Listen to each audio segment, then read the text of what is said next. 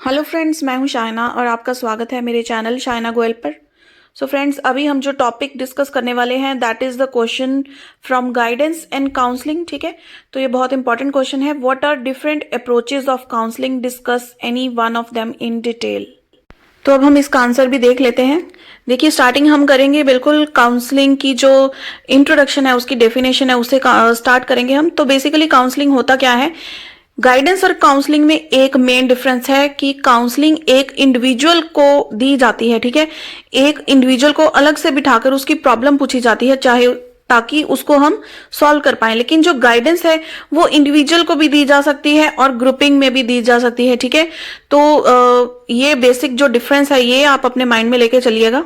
साथ में definition given by rain भी है काउंसलिंग की कि काउंसलिंग क्या होती है।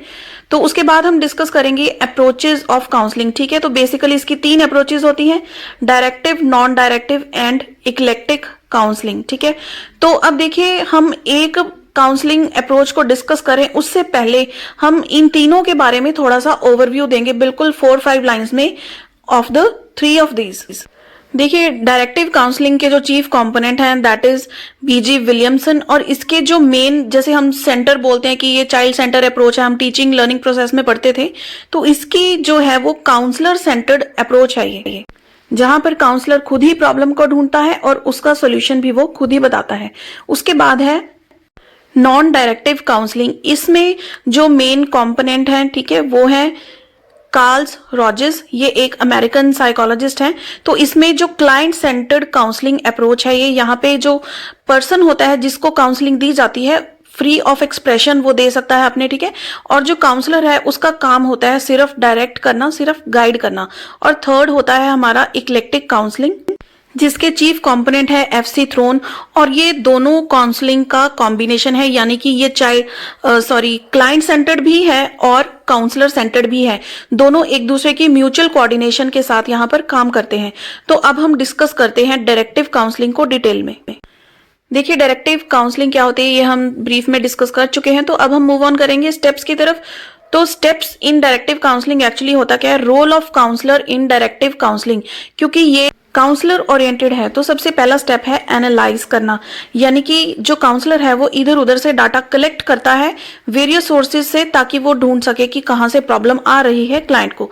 सेकंड इज सिंथेसिस, जो भी डाटा कलेक्ट किया है उसको अच्छे से ऑर्गेनाइज करना, सारी वीकनेसेस जो है वो एक साइड पे रखना, स्ट्रेंथ सारी एक साइड पे रखना। ठीक है, उसके बाद होता है डायग्नोज द प्रॉब्लम, की एक्चुअल प्रॉब्लम का सोर्स क्या है, प्रॉब्लम आ कहां से रही है।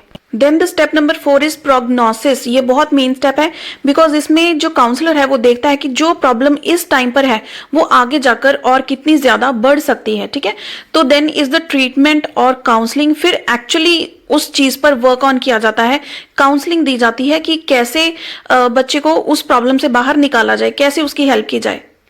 And the final step is follow up. देखिए, एक बार ही काउंसलिंग करके कंप्लीट नहीं होता है, टाइम टू टाइम गाइड करना, काउंसलिंग करनी जरूरी है, ताकि जो प्रॉब्लम है वो कंप्लीटली फिनिश हो जाए। अब हम देखते हैं इसके मेरिट्स क्या हैं। देखिए, बिल्कुल स्ट्रेट फॉरवर्ड काउंसलिंग की टेक्निक है, ये इकोनॉमिकल भी है, और साथ ही में इसका जो फोकस होता है वो प्रॉब्लम पर होता है, ना कि इंडिविजुअल पर। ठीक है, तो इसको परसुएसिव एंड एक्सप्लेनेटरी काउंसलिंग भी कहते हैं। तो अब इसकी लिमिटेशन मेनली यही है कि ये काउंसलर ओरिएंटेड है। जो क्लाइंट है वो अपने व्यूज खुलकर नहीं दे सकता कि मुझे यहाँ पर प्रॉब्लम आ रही है, सिर्फ काउंसलर ही है जो प्रॉपर सारी चीजों को देखता है और वो खुद ही बताता है कि आपको यहाँ पर प्रॉब्लम आ रही है, इसको ऐसे करेक्ट करो, एंड सो ऑन। ठीक है, तो फाइनली हम एक कंक्लूडिंग पैराग्राफ लिख देंगे इस पे, और यहीं पर हमारा आंसर भी होता है खत्म। तो अगर आपको फ्रेंड्स ये वीडियो पसंद आई हो तो इसे लाइक एंड शेयर जरूर कीजिए, एंड चैनल को सब्सक्राइब कर दीजिए with a hit on the bell icon, so that you get my latest uploads. और चैनल की प्लेलिस्ट भी जरूर चेक करें, बिकॉज वहां पर ऐसा और भी बहुत हेल्पफुल मटेरियल है। तो चलिए मिलते हैं अगली वीडियो में। Till then keep watching friends.